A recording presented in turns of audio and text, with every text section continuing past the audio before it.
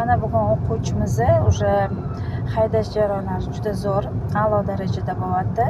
Hozir biza bilasizlar, mana Nukus kinoteatrini oldiga kelganda xavfli burilishimiz bor.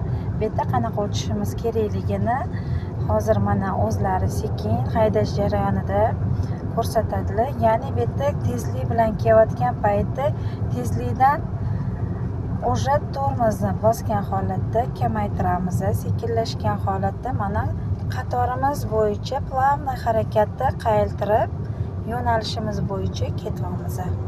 Mana a'lo darajada burildilar. Hech qanaqa xavf-xatar bo'lgani ham yo'q, qiyinchilik bo'lgani ham yo'q. Chorrahalarga kelganda ham masofani saqlagan holatlarda a'lo darajada to'xtayaptilar. Bu juda ham qisqa muddatda yaxshi natijalarga ega bo'lishlaridan bitta dalolat.